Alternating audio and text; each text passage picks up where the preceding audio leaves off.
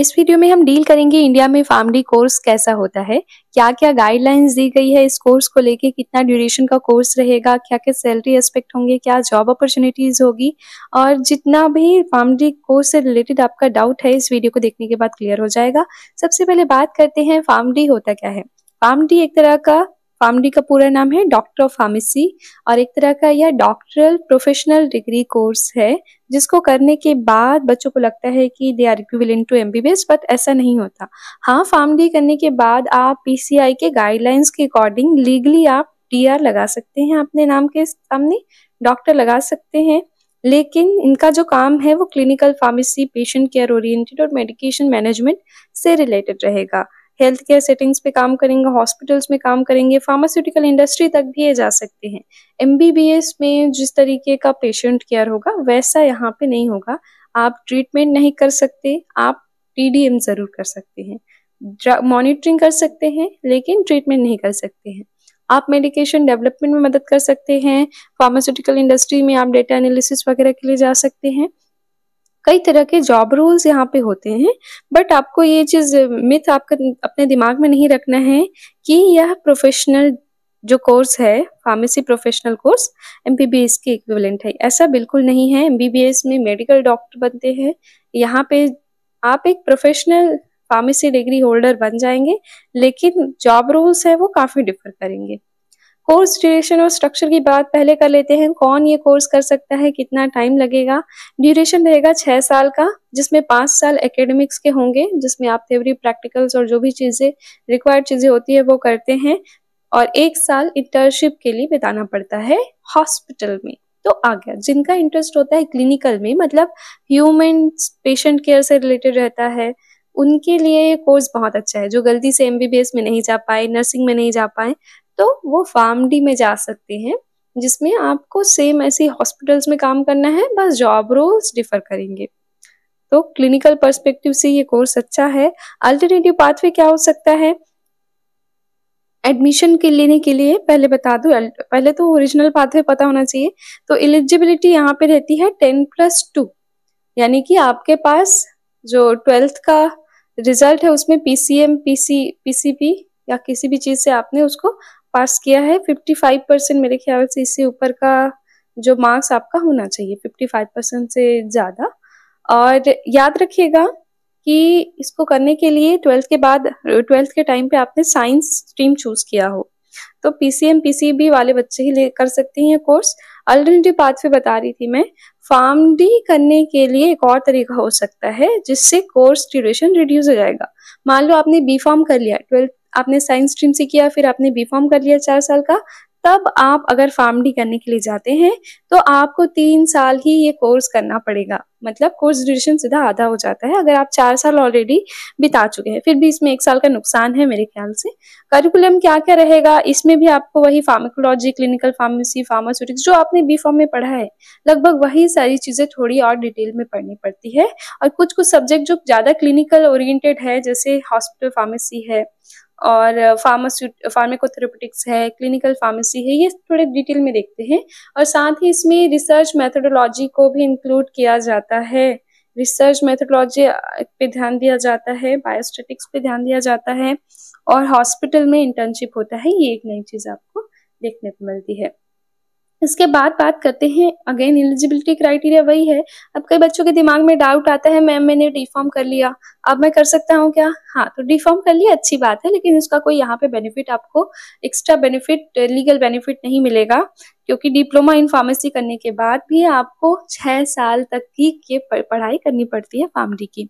और अगर आपने वही 10+2 साइंस स्ट्रीम से किया है तो फिर आपको 6 साल का करना पड़ेगा। तो दोनों में कोई डिफरेंस नहीं है। बस एक बेनिफिट ये हो जाता है, आपने डी फार्म किया तो आपको ऑलरेडी पता है क्या क्या पढ़ना है, और वही सारी चीजें आप फिर से पढ़ेंगे। तो मेरे ख्याल से मैं ऐसा सजेस्ट नहीं करूंगी कि 12th करो फिर 1 साल डिप्लोमा इन फार्मेसी करो, उस 2 साल डिप्लोमा इन फार्मेसी करो, उसके बाद फिर वो करो, आप फिर से फार्मडी करो। I don't suggest it. उससे अच्छा बी फार्म कर लो, फिर उसके बाद आप फार्मडी कर लो, ये भी हो सकता है।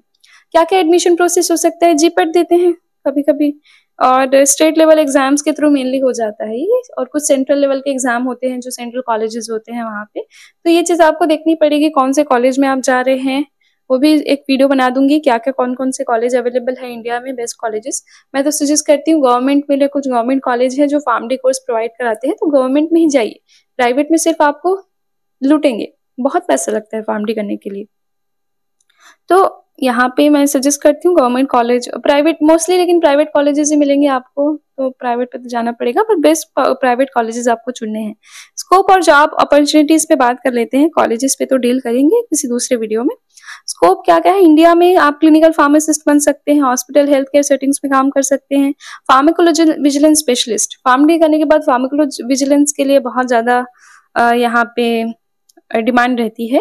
ड्रग सेफ्टी एसोसिएट के रूप में काम कर सकते हैं, रेगुलेटरी अफेयर ऑफिसर के फॉर्म में काम कर सकते हैं, बहुत पैसा होता है इन सब चीजों में। एकेडमिक और रिसर्च में भी जा सकते हैं, फार्मडी करने के बाद आप फर्दर और पढ़िए, ये भी हो सकता है।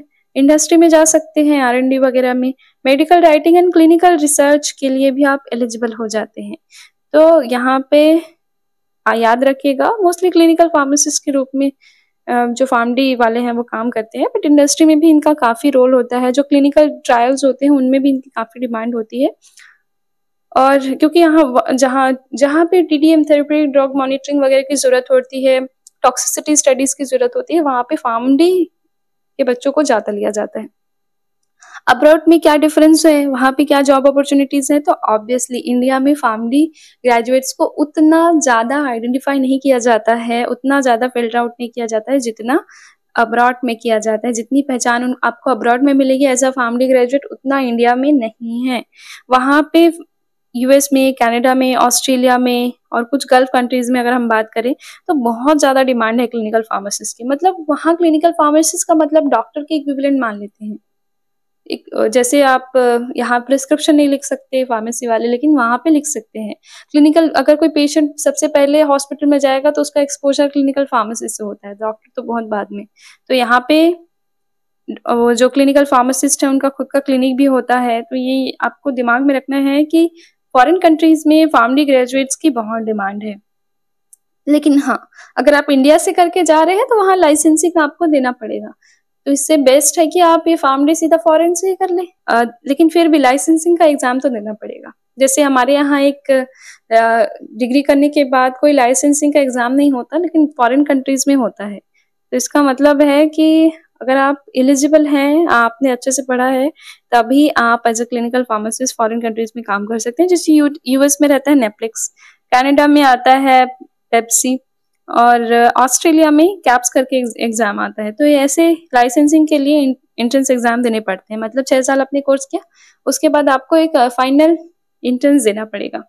इवन अगर आप वहां से करके इधर आ रहे हैं तो भी आपको एक लाइसेंसिंग के लिए देना पड़ता है। इंडिया से करके जा रहे हैं तो भी देना पड़ता है।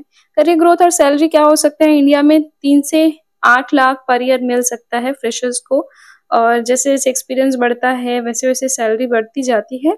3 से 8 लाख तक का एक रेंज दिया जाता है। लेकिन अब्रॉड में देखो सीधा ये $80,000 से 1,20,000 पर ईयर तक चला जाता है। मतलब बहुत ज्यादा पैसा मिलता है अगर प्रॉपर लाइसेंसिंग है। तो मैंने कहा लाइसेंसिंग के लिए फॉरेन कंट्रीज में आपको एंट्रेंस देना पड़ेगा।